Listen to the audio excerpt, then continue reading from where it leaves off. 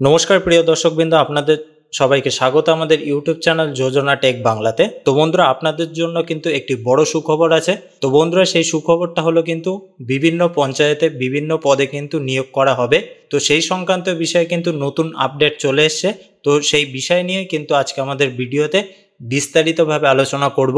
এমনকি কোন কোন পদে নিয়োগ করা হচ্ছে বা কোন পদে আপনারা আবেদন করতে পারবেন, তো সেই সংক্রান্ত বিষয়েও কিন্তু আজকে আমরা এই ভিডিওতে বিস্তারিতভাবে আলোচনা করতে চলেছি। তো বন্ধুরা, ভিডিওটা স্কিপ না করে পুরোটা দেখতে থাকুন, তাহলে কিন্তু পুরো বিষয়টা আপনারা বুঝতে পারবেন। তো চলুন বন্ধুরা, বেশি দেরি না করে ভিডিওটা শুরু করা যাক। তো প্রথমেই আপনাদেরকে যে ওয়েবসাইটটায় আসতে হবে, তো সেই লিঙ্কটা কিন্তু আমরা আমাদের ডেসক্রিপশন বক্সে দিয়ে দেবো।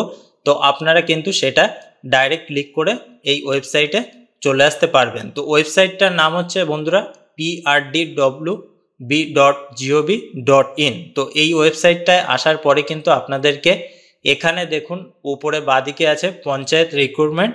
তো এই পঞ্চায়েত রিক্রুটমেন্টে আপনাদেরকে কিন্তু ক্লিক করতে হবে। তো ক্লিক করার পরে কিন্তু সরাসরি আপনাদের অন্য একটি পেজে নিয়ে চলে যাবে। তো বন্ধুরা, এখানে বলা হয়েছে দেখুন বিশেষ নির্দেশিকা। বর্তমানে এই পোর্টালে শুধুমাত্র রেজিস্ট্রেশন প্রক্রিয়া চলছে, অর্থাৎ আপনারা কিন্তু এই যে ওয়েবসাইটটা আছে এই ওয়েবসাইটের মাধ্যমে এই যে পঞ্চায়েত রিক্রুটমেন্টের যে বিষয়টা আছে এখানে কিন্তু আপনারা শুধুমাত্র রেজিস্ট্রেশন করতে পারবেন। তারপরে বলা হয়েছে দেখুন 2 নম্বর পয়েন্টে, আগামী দিনে সকল ডিএলএসসি তাদের নিজ নিজ শূন্য পদ বিজ্ঞাপনের মাধ্যমে ঘোষণা করলে আবেদনকারী গণ আবেদন করতে পারবেন। তো বন্ধুরা, এখানে বলা হয়েছে যে বিভিন্ন পঞ্চায়েতে যে শূন্য পদগুলি আছে, তো সেই শূন্য পদ যখন সেই পঞ্চায়েত থেকে বিজ্ঞপ্তি জারি করা হবে, তো তখন কিন্তু আপনারা যদি রেজিস্ট্রেশন করে থাকেন তাহলে কিন্তু আপনারা সেই শূন্য পদে আবেদন করতে পারবেন বা আপনাদের নামটা নথিভুক্ত করতে পারবেন।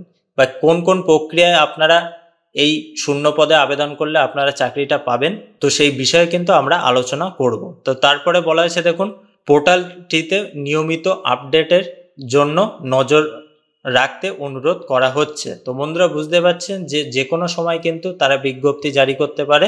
তো আপনাদেরকে কিন্তু সেই বিষয়ে নজর রাখতে বলা হচ্ছে। তো আপনারা কিভাবে রেজিস্ট্রেশন করবেন সেটা কিন্তু আমরা আপনাদেরকে এবার দেখাবো। তো বন্ধুরা, এই যে রেজিস্ট্রেশন প্রসেসটা দেখানোর আগে আপনাদেরকে দেখিয়ে দিই যে কোন কোন পোস্টে আপনাদেরকে নিয়োগ করা হবে বা কোন পোস্টে আপনারা আবেদন করতে পারবেন। তো এখানে দেখুন এই যে বাঁদিকে হোমের পাশে এখানে কিন্তু আছে ক্যান্ডিডেট গাইডেন্স। তো সেইটাই ক্লিক করলে কিন্তু আপনারা পেয়ে যাবেন ভিডিও প্রেজেন্টেশন। তারপরে আছে দেখুন লিস্ট অফ পোস্ট। তো এই লিস্ট অফ পোস্টে আপনাদেরকে ক্লিক করতে হবে। তো লিস্ট অফ পোস্টে ক্লিক করার পরে কিন্তু আপনারা দেখতে পাচ্ছেন এখানে কিন্তু পরপর বলা হয়েছে যে কোন কোন পোস্টে আপনাদেরকে নিয়োগ করা হবে। তো প্রথমেই যে পোস্টটার কথা বলা হয়েছে দেখুন এক্সিকিউটিভ অ্যাসিস্ট্যান্ট অফ গ্রাম পঞ্চায়েত। তো এই পোস্টটাই কিন্তু আপনাদেরকে নিয়োগ করা হবে। তারপরে দেখুন এখানে অ্যাটাচমেন্ট দেওয়া আছে, অর্থাৎ এই যে অ্যাটাচমেন্ট 1টা আছে, তো এখানে যদি আপনারা ক্লিক করে থাকেন তাহলে কিন্তু একটা পিডিএফ ডাউনলোড হয়ে যাবে। তো সেই পিডিএফ ডাউনলোড হয়ে গেলে কিন্তু আপনারা সেখানে গিয়ে দেখতে পারবেন যে এই পোস্টের জন্য কি কি এলিজিবিলিটি ক্রাইটেরিয়া আছে বা কত এজ অবধি আপনাদেরকে নেওয়া হবে, স্যালারি কত দেওয়া হবে, কি কি সিলেবাস আছে। তো এখানে কিন্তু আপনাদেরকে একটু ছোট করে বিষয়টা বুঝিয়ে দেই। তো এখানে বলা হয়েছে দেখুন recruitment to different post of panchayat bodies 2024 to 2025 executive assistant GP, অর্থাৎ গ্রাম পঞ্চায়েত। তো এখানে বলা হয়েছে যে diploma in computer application from any institute, অর্থাৎ আপনাদেরকে কম্পিউটারের উপরে ডিপ্লোমা করা থাকতে হবে। তারপরে বলা হয়েছে দেখুন state government and central government of state council or technical education of all India council of technical education must pass either diploma in computer applications, diploma in computer science.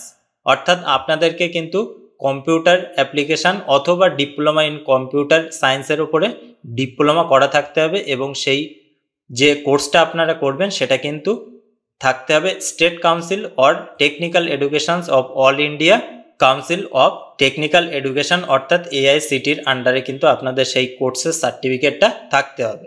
তারপরে আছে এখানে bachelor degree from a recognized university. তার আগে আছে দেখুন citizen of India as defined in part 2 of the constitutions of India. তো বন্ধুরা, বুঝতে পারছেন যে কোন কোন এসেনশিয়ালগুলো আপনাদেরকে বলা হয়েছে। তো তারপরে আপনাদেরকে যে বিশেষ বিষয়টা এখানে বলা হয়েছে, দেখুন এজ বিষয়টা। তো age as on 1st day of January of drive year 18 to 14 EWS দের জন্য কিন্তু রাখা হয়েছে। ওবিসি এ 18 থেকে 43, ওবিসি বি রাখা হয়েছে 18 থেকে 43, শিডিউল কাস্ট রাখা হয়েছে 18 to 45, আর শিডিউল ট্রাইব 18 to 45, আর আনরিজার্ভ আছে কিন্তু 18 to 40। তো বন্ধুরা বুঝতে পারছেন যে বয়সের বিষয়টা কি বলা হয়েছে। আর স্যালারি আপনাদেরকে দেওয়া হবে কিন্তু লেভেল 9-এর, অর্থাৎ 28,900 থেকে 75,000 অবধি কিন্তু আপনাদেরকে স্যালারি দেওয়া হবে। তো সিলেবাস কি আছে, এমসিকিউ টাইপ কোশ্চেন আসবে। তো এখানে কিন্তু ইংলিশ 25 মার্কস 25 মার্কসের দেওয়া হবে, বেঙ্গলি 25 মার্কসের, অ্যারিথমেটিক 25 মার্কসের, জিকে দেওয়া হবে।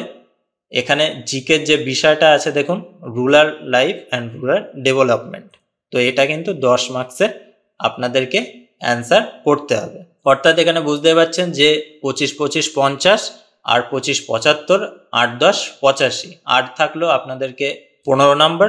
তো সেই 15 নাম্বার কিন্তু আপনাদেরকে ইন্টারভিউ দিয়ে পাশ করার পরেই কিন্তু আপনাদেরকে এই যে পোস্টে আপনারা আবেদন করবেন সেই পোস্টে কিন্তু আপনাদেরকে নিয়োগ করা হবে। তো আপনারা কিন্তু এইভাবে দেখে নিতে পারবেন যে আপনারা কোন পোস্টে আবেদন করতে চাইছেন, এবং সেই পোস্ট অনুযায়ী কিন্তু এখানে প্রতিটা অ্যাটাচমেন্ট দেওয়া আছে।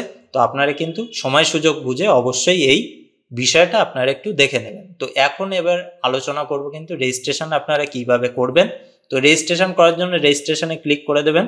তারপরে আছে দেখুন মোবাইল নাম্বার আপনাদেরকে এখানে দিয়ে দিতে হবে, ইমেল আইডি দিতে হবে, তারপরে ফার্স্ট নেম অর্থাৎ যে আবেদন করছে তার নাম, মিডিল নেম থাকলে মিডিল নেম, তারপরে আপনাদেরকে কিন্তু টাইটেলটা দিয়ে দিতে হবে। তারপরে দেখুন date of birth, gender, password, confirm password, অর্থাৎ আপনাদের ইচ্ছা মতো আপনি যে পাসওয়ার্ডটা দেবেন সেইটা কিন্তু আবার এখানে বসাতে হবে। তারপরে দেখুন একটা ক্যাপচার কোড আছে, তো ক্যাপচার কোডটা দেওয়ার পরে কিন্তু সেন্ড ওটিপি করার পরে কিন্তু আপনারা রেজিস্ট্রেশন করতে পারবেন। তারপরে রেজিস্ট্রেশন করার পরে আপনারা কিন্তু লগ ইন করতে পারবেন। তো এখানে দেখতে পাচ্ছেন ক্যান্ডিডেট লগ ইন। তো এই লগ ইন করার সময় প্রথমে কিছুই করতে হবে না, আপনাদেরকে শুধুমাত্র মোবাইল নাম্বারটা দিতে হবে, অর্থাৎ আপনার রেজিস্ট্রেশন করার সময় যে মোবাইল নাম্বারটা প্রোভাইড করেছিলেন বা দিয়েছিলেন, তো সেই মোবাইল নাম্বারটা কিন্তু আপনাদেরকে এখানে দিতে হবে। তারপরে দেখুন পাসওয়ার্ড দেওয়া আছে, অর্থাৎ আপনারা যে পাসওয়ার্ডটা চুজ করেছেন সেই পাসওয়ার্ডটা এখানে দিয়ে দেবেন। তারপরে এখানে যে ক্যাপচার কোডটা আছে, তো এই ক্যাপচার কোডটা আপনাদেরকে এখানে বসিয়ে লগ ইন করলে কিন্তু আপনারা সরাসরি এরকম একটা পেজে চলে আসবেন। তো এখানে যে বিষয়টা বলা হয়েছে যে আপনি লগ ইন করেছেন বা রেজিস্ট্রেশন করেছেন সেই ডিটেলসটা কিন্তু এখানে আপনাদেরকে শো করাবে। তো যদি কোনো রিসেন্ট রিকোয়ারমেন্ট আসে তাহলে কিন্তু এই যে ডান দিকে আপনারা দেখতে পাচ্ছেন, তো এখানে কিন্তু আপনাদেরকে ওই বিষয়টা শো করাবে। তো বন্ধুরা বুঝতে পারছেন যে পঞ্চায়েতের রিক্রুটমেন্ট কিন্তু খুব শীঘ্রই হতে চলেছে। আপনারা যারা এই বিষয়ে আবেদন করতে ইচ্ছুক তাহলে কিন্তু অবশ্যই খুব তাড়াতাড়ি আপনাদের নামটা নথিভুক্ত করুন বা রেজিস্ট্রেশন করুন। তো বন্ধুরা এটাই ছিল কিন্তু আজকে আমাদের ভিডিও, আপনাদেরকে জানানো যে পঞ্চায়েতের রিক্রুটমেন্ট হচ্ছে, আপনারা কিভাবে আবেদন করবেন বা কোন কোন পোস্টে আপনাদেরকে নিয়োগ করা হবে বা কেমনভাবে এক্সাম হবে বা ইন্টারভিউ হবে কিনা সেটা কিন্তু আপনাদেরকে জানালাম। তো বন্ধুরা ভিডিওটা ভালো লাগলে অবশ্যই একটা লাইক করতে কিন্তু ভুলবেন না, আর আপনাদের সুচিন্তিত মতামত অবশ্যই আমাদের কমেন্ট বক্সে কমেন্ট করে জানাবেন। সবাই ভালো থাকবেন, সুস্থ থাকবেন, আর আমাদের এই ভিডিওটা দেখার জন্য আপনাদেরকে অসংখ্য ধন্যবাদ।